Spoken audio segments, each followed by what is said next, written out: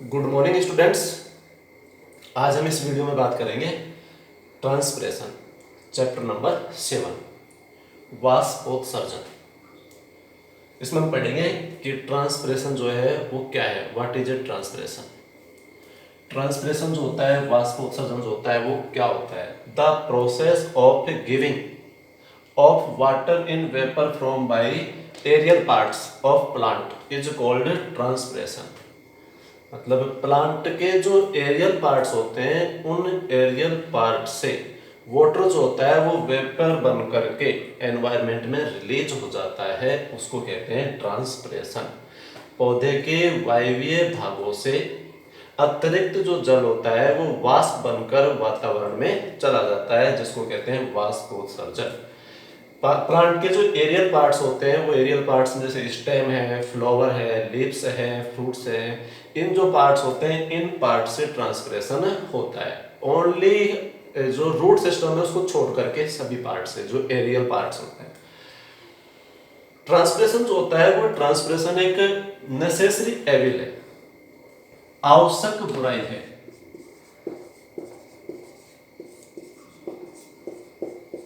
आवश्यक बुराई है। और ऐसा किसने कहा था? कर्टिस ने। कर्टिस ने कहा था कि जो ट्रांसपिरेशन जो है वो एक जो नेसेसरी एविल है, आवश्यक बुराई है। क्यों है ये आवश्यक बुराई, नेसेसरी एविल क्यों है?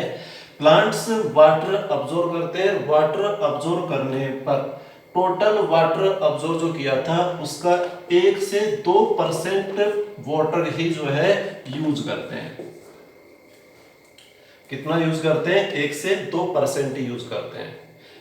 बाकी जो लगभग 98% वाटर जो होता है उसका प्लांट यूज नहीं करता है, उसको ट्रांसपिरेशन के द्वारा एनवायरनमेंट में, एटमॉस्फेयर जो होता है उसमें रिलीज कर देता है, वातावरण में रिलीज कर देता है, वायुमंडल में रिलीज कर देता है। तो एक वाटर का बहुत बड़ा पार्ट, वाटर जो है उसकी बहुत ज्यादा जो है अमाउंट जो है वो एनवायरनमेंट में रिलीज हो रही है, इसलिए इसको कहते हैं नेसेसरी एविल, आवश्यक बुराई। और जो किसने कहा था? कर्टिस ने कहा था। ट्रांसपिरेशन जो होता है, इस ट्रांसपिरेशन के जो है टाइप्स,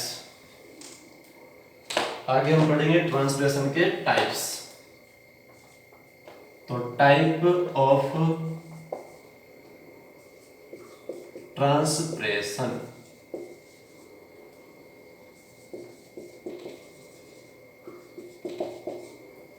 टाइप्स ऑफ ट्रांसपिरेशन, वाष्पोत्सर्जन के प्रकार। जिसमें हम जो पहला टाइप्स पढ़ेंगे वो पढ़ेंगे स्टोमेटल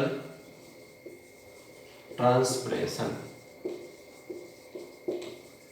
स्टोमेटल ट्रांसपिरेशन जो होता है वो क्या होता है? ट्रांसपिरेशन जो है उसका मेन जो टाइप्स है वो स्टोमेटल ट्रांसपिरेशन है, और ये जो है वो लीव्स में होता है। ये जो है कहाँ होगा? लीव्स में। पर्ण जो होती हैं पत्तियों में, लीव्स जो होती हैं, इन लीफ में जो है क्या पाया जाता है? इनमें स्टोमेटा होते हैं, और उन स्टोमेटा के द्वारा वाटर जो होता है वो वाटर स्टीम बन करके बाहर आता है, तो वो होता है स्टोमेटल ट्रांसपिरेशन। और ये सबसे ज्यादा जो होता है ट्रांसपिरेशन वो इसी के द्वारा होगा, स्टोमेटल ट्रांसपिरेशन के द्वारा। टोटल ट्रांसपिरेशन का जो है 50 से 97% जो ट्रांसपिरेशन होता है वो इसी के द्वारा होता है, स्टोमेटल ट्रांसपिरेशन के द्वारा। कितना होता है? 50 से लेकर के 97% तक जो ट्रांसपिरेशन हो रहा है वो स्टोमेटल ट्रांसपिरेशन होता है। सेकेंड जो टाइप आता है वो आता है क्यूटिकल। क्यूटिकल जो होता है वो क्यूटिकलर जो ट्रांसपिरेशन होता है वो क्या होता है? क्यूटिकलर जो ट्रांसपिरेशन होता है वो जीरोफाइट्स जो प्लांट होते हैं, डेजर्ट जो प्लांट्स होते हैं,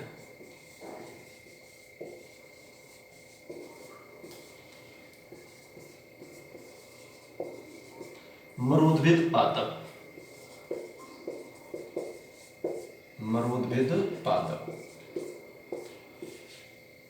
जीरोफाइट्स जो प्लांट्स होते हैं, इन प्लांट्स की जो लीफ होती है उस लीफ पर एपिडर्मिस का कवर होता है।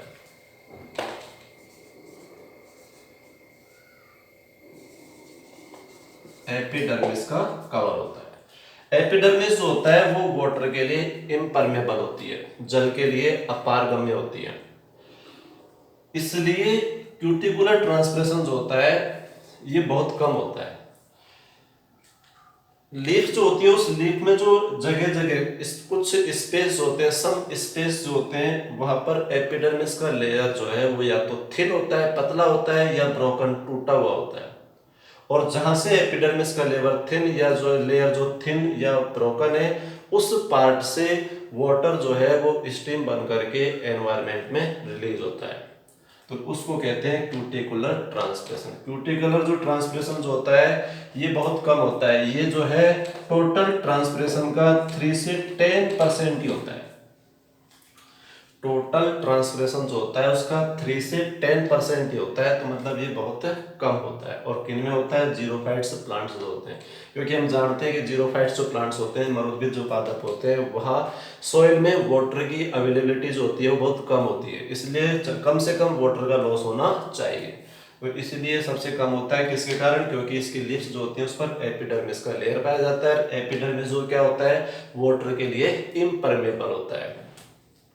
इसके बाद अगला जो टाइप्स आता है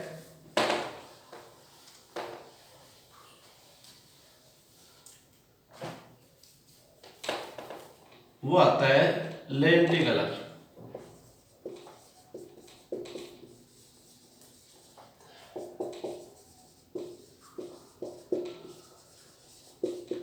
लेंटिकुलर ट्रांसप्रेशन जो होता है ये वुडी जो स्टेम होते हैं, काष्ठीय जो पौधे होते हैं और जो फ्रूट्स होते हैं, उन फ्रूट्स पर जो है छोटे छोटे पोर्स होते हैं, स्मॉल स्मॉल पोर्स होते हैं, छिद्र होते हैं, और उन छिद्रों के द्वारा जो है वाटर स्टीम बन करके बाहर निकलता है, वो होता है लेंटिकुलर ट्रांसप्रेशन, जिसको हम जो है कह सकते हैं इसको एक तरह से वातरंध्रीय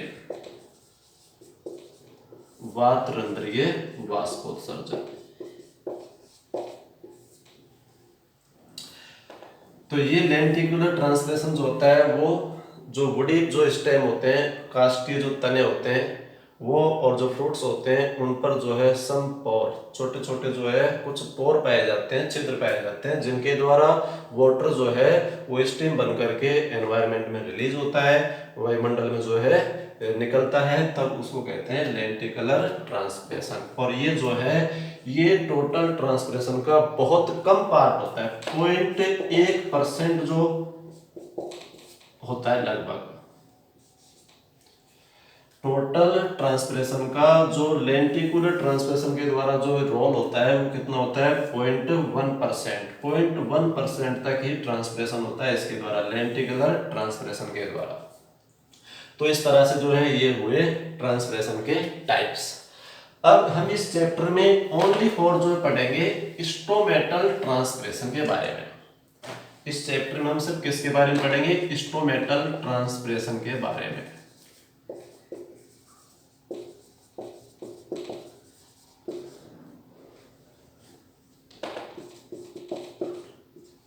स्टोमेटल ट्रांसप्रेशन जो होता है ये लीव्स में होता है, प्लांट्स की जो लीव्स होती हैं उनमें होता है। प्लांट की जो लीव्स होती हैं उन लीव्स में जो है जो स्टोमेटा पाए जाते हैं उनके द्वारा ये होता है। स्टोमेटल ट्रांसप्रेशन जो होता है इसमें जो लीफ होती है उस लीफ का जो दोनों लेयर होते हैं, अपर और लोअर जो लेयर होते हैं वो एपिडर्मिस का होता है, उनके बीच में जो है मेसोफिल सेल्स पाई जाती हैं। कौन सी सेल्स होती हैं? Mesophyll cells. और ये मेसोफिल जो सेल्स होती हैं, ये मेसोफिल सेल्स होती हैं, इन मेसोफिल सेल्स के द्वारा जो हम जो पढ़ते हैं फोटोसिंथेसिस, वो जो इन्हीं के द्वारा होता है। और ये मेसोफिल जो होती हैं इनको जो है 2 टाइप्स में डिवाइड किया गया है। एक तो जो है पेलिसेड्स सेल होती हैं और एक जो है स्पॉन्जी होती हैं, स्पॉन्जी सेल। तो ये मेसोफिल टिश्यू जो होता है, मेसोफिल टिश्यू जो है वो एपिडर्मिस के दोनों लेयरों के बिटवीन होता है। और इसी में जगह जगह एपिडर्मिस का जो लेयर होता है उसमें जगह जगह जो छोटे छोटे पोर्स होते हैं जो स्टोमेटा होते हैं, और इन पोर्स जो है, ये स्टोमेटा जो है, इनके प्रेजेंसी के अकॉर्डिंग लीफ जो है वो लीफ 3 टाइप्स की होती हैं। कितने टाइप्स की होती हैं? 3 टाइप्स की। वो लीव्स जो है 3 टाइप्स की कौन कौन सी होती है? पहली आती है हाइपोस्टोमेटिक। हाइपोस्टोमेटिक इसको बोलते हैं अधोरंध्री। अधोरंध्री। हाइपोस्टोमेटिक जो होता है वो होता क्या है? जब लीफ जो होती है, लीफ जो होती है उस लीफ के लोअर फेस पर, नीचे वाला जो फेस होता है उस लोअर फेस पर जब स्टोमेटा प्रेजेंट होते हैं तब उसको बोलते हैं हाइपोस्टोमेटिक। जब लीफ की लोअर फेस जो होती है, निचली सतह पर स्टोमेटा जो है प्रेजेंट होते हैं, स्टोमेटा पाए जाते हैं, तब उसको बोलते हैं हाइपोस्टोमेटिक। ठीक है, एग्जांपल जैसे एप्पल, ऑरेंज, ये जो होते हैं वो होते हैं हाइपोस्टोमेटिक लीव्स, अधोरंध्री पत्तियां। इनमें जो लीव्स होती है उस लीफ के जो लोअर फेस, निचली जो सतह होती है उसी पर स्टोमेटा पाए जाते हैं। इसलिए इस तरह की जो लीव्स होती हैं उनको एप्पल टाइप ऑफ लीव्स भी कहते हैं। एप्पल टाइप लीफ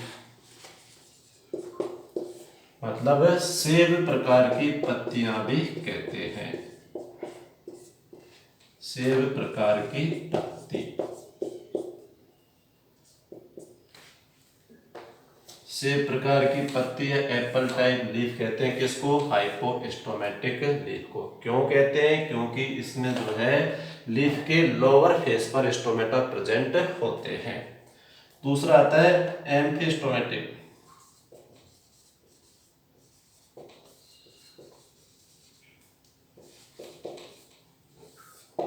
जिसको बोल सकते हैं उभयरंध्री,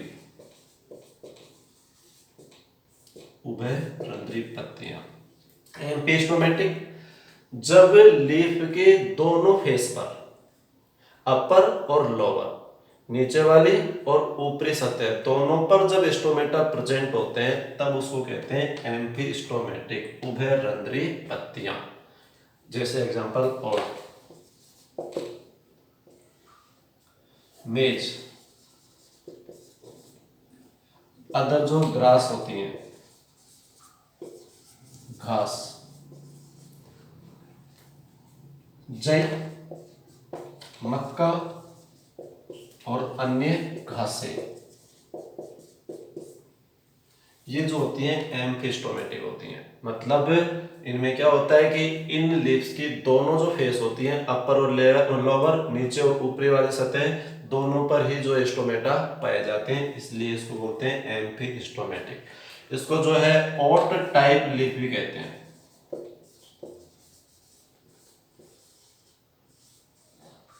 ओट टाइप लीफ भी कहते हैं। जई प्रकार की, जई प्रकार की पत्ती भी कहते हैं। तीसरा जो आता है वो आता है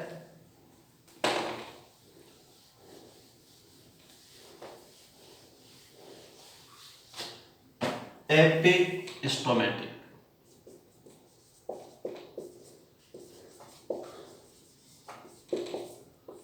एपिस्टोमेटिक लीव्स जो होती है, जिनको अधिरंध्री भी कहते हैं,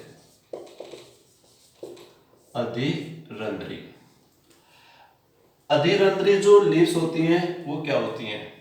पहली बात तो इस टाइप्स की लीव्स जो होती हैं वो सिर्फ हाइड्रोफाइट्स जो प्लांट्स होते हैं उन हाइड्रोफाइट्स प्लांट्स में पाए जाते हैं, मतलब जलीय पादपों में पाई जाती हैं। और इस तरह की जो लीव्स होती हैं इनमें जो स्टोमेटा होते हैं वो stomata only for upper face पर पाए जाते हैं, ऊपरी सतह पर पाए जाते हैं, नीचे वाली सतह पर स्टोमेटा नहीं होते हैं। तो ऐसी जो लीव्स होती हैं उनको बोलते हैं एपिस्टोमेटिक। एग्जांपल जैसे water lily, water lily. Other जो फ्लोटिंग जो प्लांट्स होते हैं अदर फ्लोटिंग प्लांट्स जो होते हैं उन प्लांट्स में भी, ये एग्जांपल, इनमें क्या होता है, इनमें स्टोमेटा जो है वो लीव्स की ओनली ऊपरी सतह पर, अपर फेस पर होते हैं, नीचे वाली फेस पर, लोअर फेस पर स्टोमेटा नहीं होते हैं।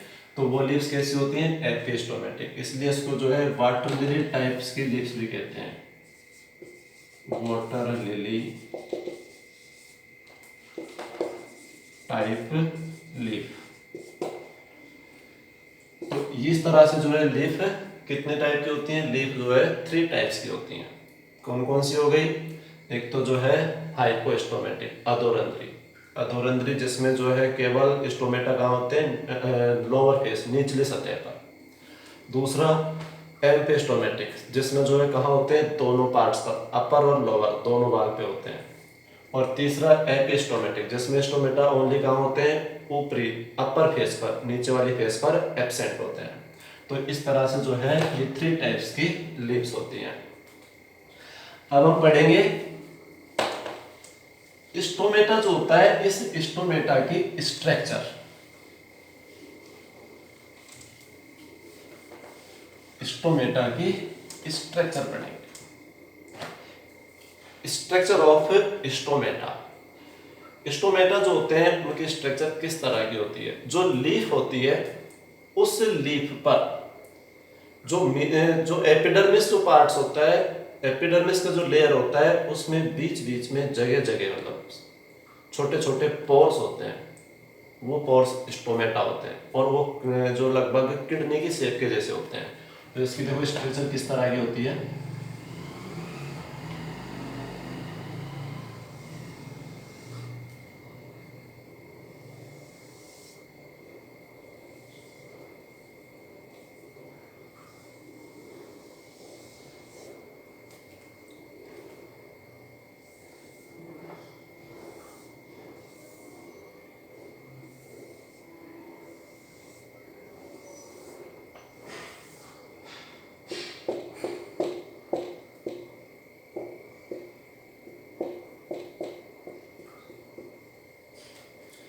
इस तरह के होते हैं स्टोमेटा। ये जो है ये इसमें होती है गार्ड सेल, जिनको हम कह सकते हैं द्वार कोशिकाएं। क्या होती हैं, द्वार कोशिकाएं, गार्ड सेल।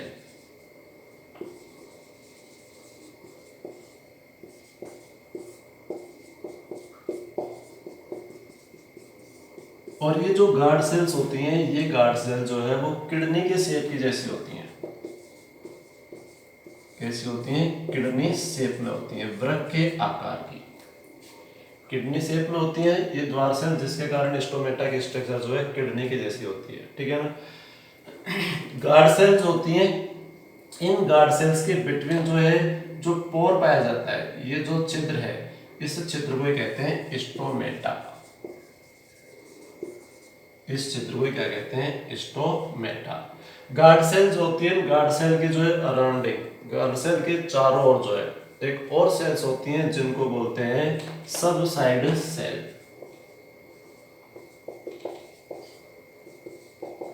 सहायक कोशिका,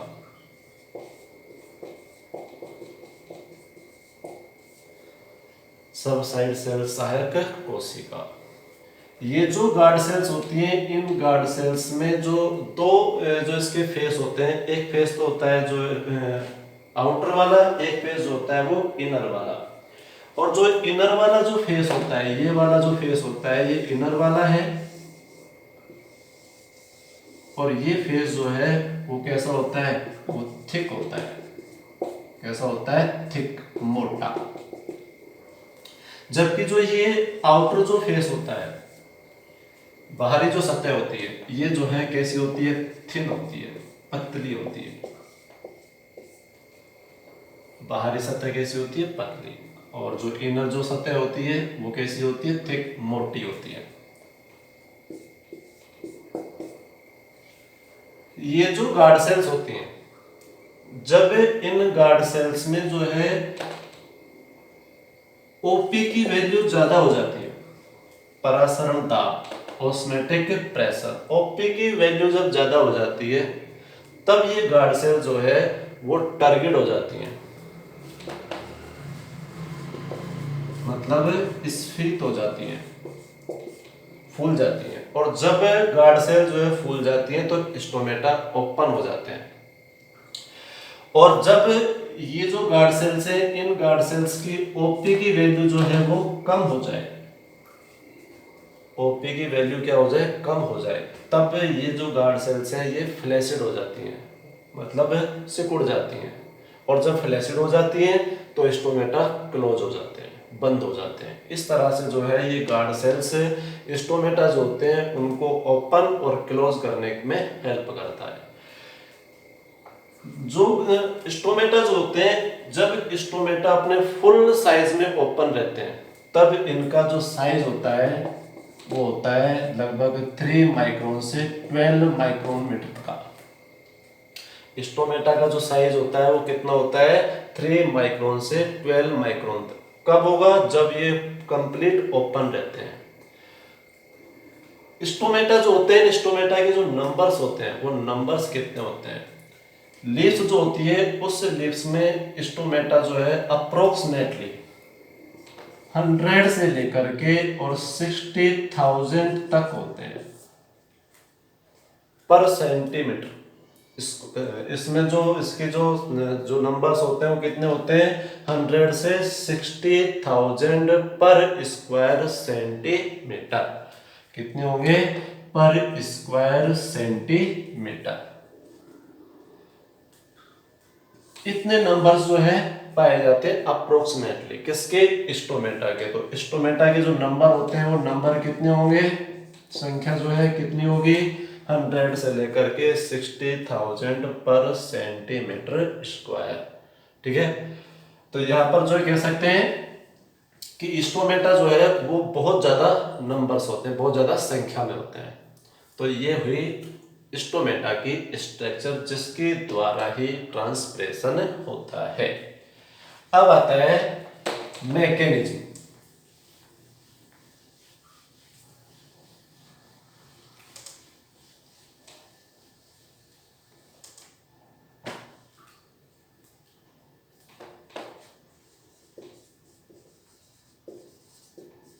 मैकेनिज्म ऑफ स्टोमेटा मूवमेंट।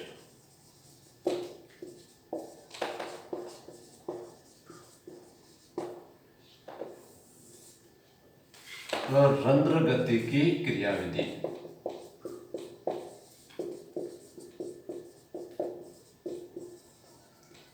रंध्र गति की क्रियाविधि। स्टोमेटा जो होते हैं उन स्टोमेटा के ओपन और क्लोज होने की जो प्रोसेस होती है, स्टोमेटा का ओपन होना और क्लोज होना जो है वही क्या होता है, स्टोमेटा मूवमेंट होता है। स्टोमेटा मूवमेंट किसे कहते हैं, स्टोमेटा के ओपन और क्लोज होने की प्रोसेस को ही जो है रंध्र गति, स्टोमेटा मूवमेंट कहते हैं। और इसकी जो प्रोसेस होती है ओपन और क्लोज होने की, इसके लिए कुछ साइंटिस्ट जो थे उन्होंने अपने यहाँ पे कुछ थ्योरीज दी थी, जिसमें से हम पहला पढ़ेंगे स्टार्च सुगर हाइपोथेसिस।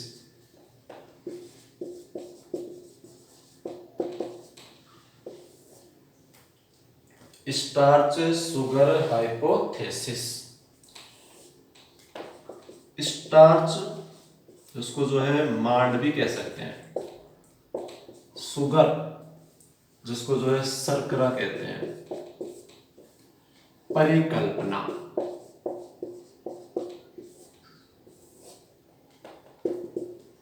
परिकल्पना। ये जो स्टार्च सुगर जो है इसकी जो मतलब इसको जो गिवन जो मतलब दिया था वो किसने दिया था, सायरे ने। J.D. सायरे जो था उस सायरे ने इस परिकल्पना को जो है दिया था स्टार सुगर हाइपोथेसिस। मतलब इसके बारे में जो बताया वो किसने बताया था, J.D. सायरे ने। According to J.D. सायरे कि जो स्टोमेटा मूवमेंट क्या होते हैं, तो लाइट में मतलब डे टाइम, दिन के समय दिन के समय जो गार्ड सेल्स होती हैं, उन गार्ड सेल में CO2 जो है, उस CO2 की क्वांटिटी या CO2 का जो अमाउंट होता है वो कम होता है। जब गार्ड सेल में दिन के समय में CO2 का अमाउंट कम हो जाता है तो इनकी pH वैल्यूज होती है, वो pH वैल्यू क्या होगी, वो इंक्रीज होगी। CO2 डिक्रीज होता है जबकि pH वैल्यू इंक्रीज होती है। और जब CO2 की अमाउंट जो है डिक्रीज हो गई, pH की जो अमाउंट है, pH की जो वैल्यू है वो इंक्रीज हो गई, ऐसी कंडीशन में जो है DPD जो होता है, DPD की वैल्यू या DPD जो है उसका अमाउंट बढ़ जाएगा, DPD का मान बढ़ जाता है। और जब DPD का मान बढ़ जाता है तो ऐसी कंडीशन में जो गार्ड सेल्स होती हैं वो गार्ड सेल्स फुल टारगेट हो जाती हैं। जो गार्ड सेल्स होती हैं वो क्या हो जाती हैं, टारगेट हो जाती हैं, मतलब स्फीत हो जाती हैं। और जब गार्ड सेल स्फीत हो जाती हैं तो स्टोमेटा जो होते हैं वो ओपन हो जाते हैं, मतलब स्टोमेटा खुल जाते हैं। इसमें आगे क्या बताया इसने कि जब CO2 जो है उस CO2 का अमाउंट इंक्रीज होगा, सॉरी डिक्रीज होगा, pH की वैल्यू जो है वो इंक्रीज होगी। ऐसी कंडीशन में जो है एक एंजाइम होता है फॉस्फोराइलेज एंजाइम,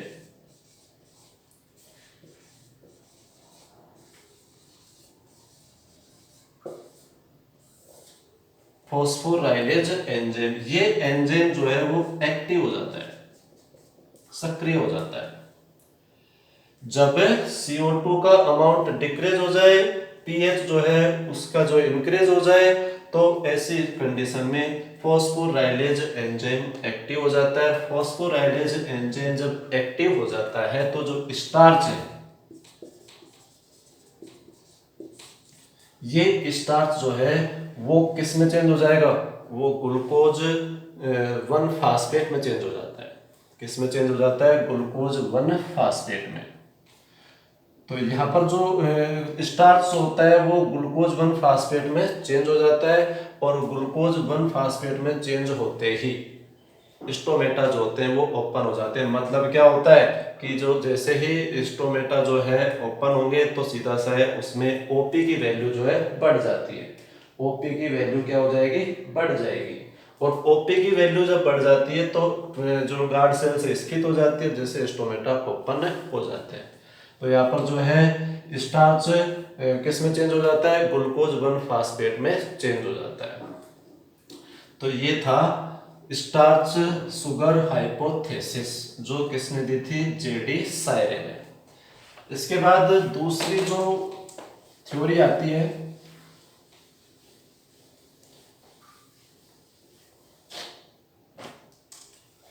वो आती है स्टीवार्ड।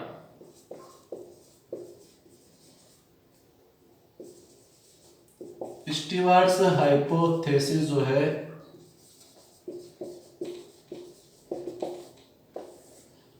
स्टीवार्ड परिकल्पना, इसके बारे में जो स्टीवार्ड ने बताया था, इसने जो स्टार शुगर हाइपोथेसिस जो थी उसी का आगे बढ़ाया था, उसी को रन किया था। इसमें क्या बताया था इसने कि जो स्टार्च होता है वो स्टार्च दिन के समय में जब CO2 डिक्रीज हो जाता है, pH इंक्रीज हो जाता है, तो स्टार्च होता है वो ग्लूकोज 1 फास्फेट में चेंज हो जाता है।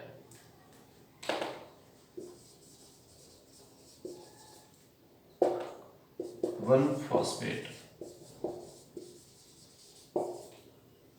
और ये ग्लूकोज 1 फॉस्फेट जो होता है वो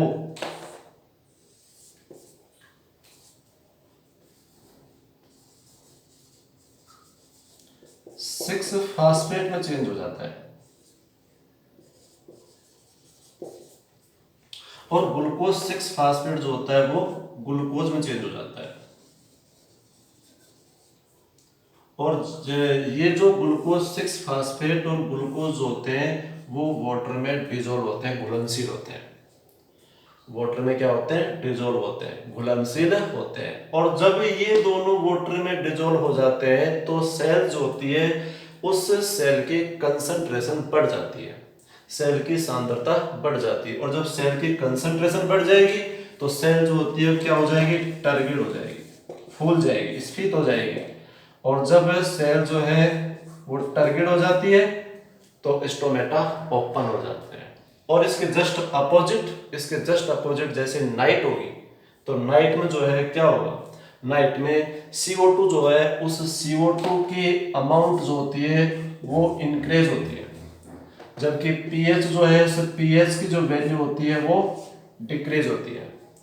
और ऐसी कंडीशन में ये ग्लूकोज जो है वो ग्लूकोज 6 फास्फेट में चेंज हो जाएगा, ग्लूकोज 6 फास्फेट ग्लूकोज 1 फास्फेट में चेंज हो जाएगा, ये वापस स्टार्च में आ जाता है। और स्टार्च में आकर के और वापस स्टोमेटा जो है क्या हो जाते हैं, क्लोज हो जाते हैं।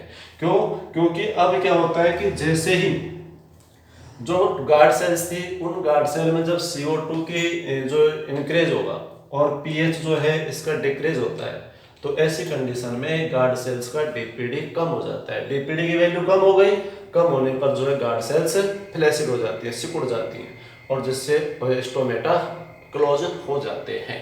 तो इस तरह से स्टोमेटा ओपन और क्लोज होते हैं। थैंक्स।